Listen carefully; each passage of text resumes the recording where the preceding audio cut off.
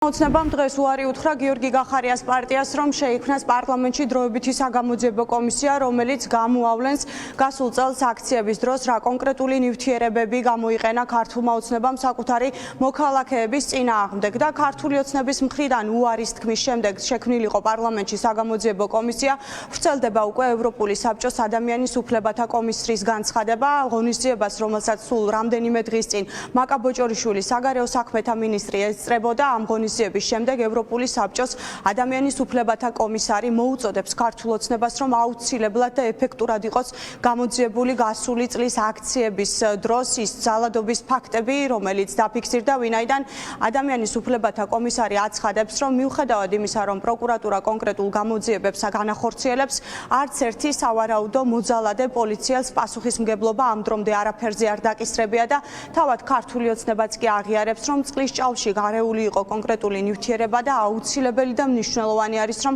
დამოუკიდებელი გამოძიება ჩატარდეს ამ საკითხზე. იგივე სითხოვდა დღეს პარლამენტში გიორგი გახარიას პარტია და ამ მოთხოვნის გაჟღერებამ სხდომათა დარბაზში გამოიწვია ხმაური და დაპირისპირება, სიტყვიერი შეურაცხყოფები მიაყენეს ქართული ოცნების წევრებმა. გიორგი გახარიას გუნდის წევრებს განსაკუთრებით აქტიურობდა ირაკლი ქადაგიშვილი, ნინო წილოსანი, ირაკლი ზარქუა და ქართული ოცნების წევრები აცხადებენ, რომ 5 დღის განმავლობაში მიმდინარეობდა გამოძიება დასრულებულია და გამოსაძიებელი ამ საქმესთან დაკავშირებით არაფერი აღარ არის.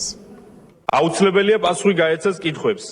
სამართალდამცავი ორგანოების მხრიდან ადგილი ხო არ ქონდა ისეთ აქტიური სპეციალური საშუალებების გამოყენებას, რომელიც დაკავშირებულია გაუმართლებელ რისკთან ან იგრძალება საქართველოს კანონმდებლობით, ასევე რამდენად პროპორციულად და შესაბამისი ინტენსივობით იქნა გამოყენებული ისინი. უკაცრავად თქვენ რა პროფესიის ხართ? აი ამ კითხვებზე რომ ვაპირებთ, რომ პასუხი გასცეთ ქიმიური ნივთიერებების შერევასთან დაკავშირებით და რა კომპეტენცია გაქვთ იმაზე უფრო მაღალი, ვიდრე სუსის გამოძიებამ დადო თავისი დასკვნა. 2019 წლის 20 ივნისს გიორგი გახარიას რეზინის ტყვიების გამოყენების შესახებ ბრძანება არ გაუწია, ლოგიკურად ჩდება კითხვა, ვინ გასცა მინისტრის გარეშე ბრძანებას. 19 წლის შემთხვევაშიც და 2024 წლის შემთხვევაშიც ბრძანების და დავალების გამცემი შეიძლება იყოს ერთ და იგივე ადამიანი ან ადამიანები.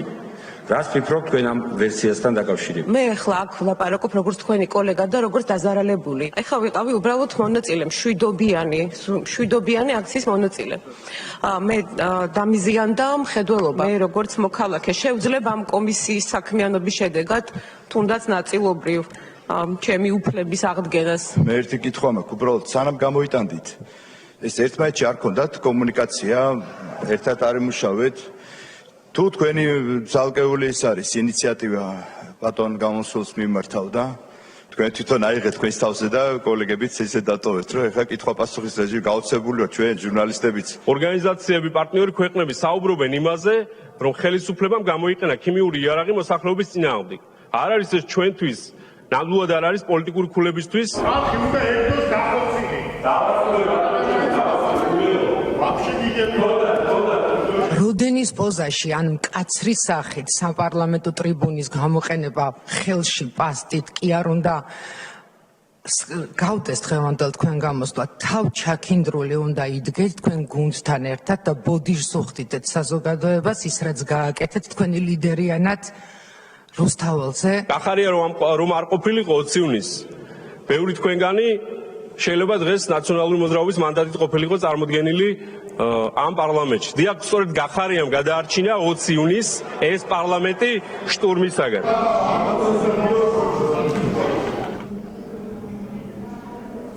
ახალი კითხვა გაჩნდა გიორგი გახარიას პარტიაში, ხომ არ იდგა 2019 წლის 20 ივნისს მომხდარ მოვლენებსა და ერთი წლის წინ თბილისში განვითარებული მოვლენების უკან ერთი და იგივე ადამიანი და ერთი და იგივე ადამიანი ხომ არ დგას რეზინის ტყვიების გაცემის ბრძანების უკან და დაუშვათ ქიმიური იარაღით საზოგადოების მოწამვლის გადაწყვეტილების უკან. ეს კითხვა არაერთხელ გააჟღერა დღეს გიორგი გახარიას გუნდმა პარლამენტში სხდომათა დარბაზში დაპირისპირების ახალი ტალღა უკვე გიორგი შარაშიძის ტრიბუნასთან გამოსვლას მოჰყვა. შარაშიძე მოუწოდებდა ქართულ ოცნებას, რომ თუ კი მათ მხარეს არის სიმართლე, მაშინ შეექმნათ პარლამენტში დროებითი საგამოძიებო კომისია, თუმცა ქართული ოცნება კატეგორიულად წინააღმდეგი არის. რაიმე სხვა დამატებითი გამოძიება ამ საკითხთან დაკავშირებით ჩატარდეს. 5 დღეში ჩატარებული გამოძიებით. მაი გვაინტერესებს, როგორ დაადგინეთ წყალში გარეულ ნივთიერებას ადამიანის ჯანმრთელობაზე ხანგრძლივი ეფექტი ქონდა თუ არ ქონდა? ან რატომ უნდა ენდოს ხალხი თქვენს გამოძიებას?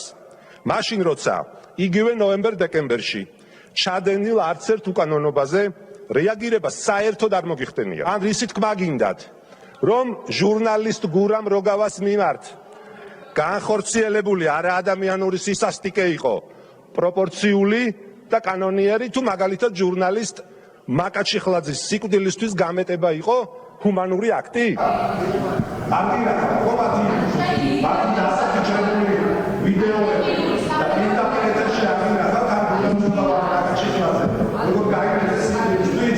თუ თქვენ მიგაჩნიათ, რომ ეს კითხვები არის არალეგიტიმური, მაშინ და უკანონო არაფერი ჩაგიდენიათ, მაშინ რატომ გაურბიხართ ამ საგამოძიებო კომისიის შექმნას?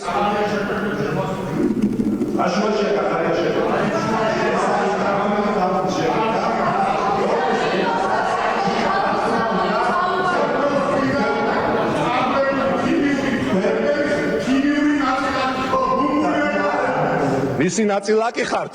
იმაზე იფიქრეთ.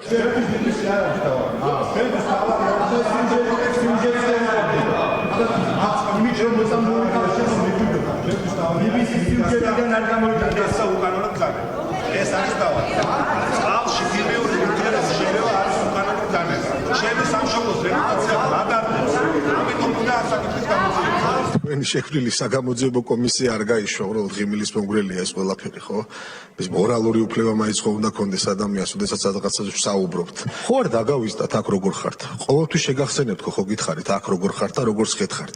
რა 12 მანდატზე საუბრობთ, რა ლეგიტიმაციაზე საუბრობთ? ვინ არის თქვენი საზოგადოება? ის 300-კაციანი დახელფასებული ბრბო, რომელიც აქ დარბის რუსთაველის გამზირზე? თუ გიგაური ლომჯარია და სამოქალაქო საზოგადოება გახარია? და კოლექტიური ნაცმოძრაობის თითეული დანაყოფი? კარგი მენეჯერი აიყვანეთ და თანხა მაინც აიღეთ, გაინაწილებთ შემდეგი დაკვეთების შესასრულებლად, ვინმე სამეში გამოადგებით თავის დესტრუქციისთვის.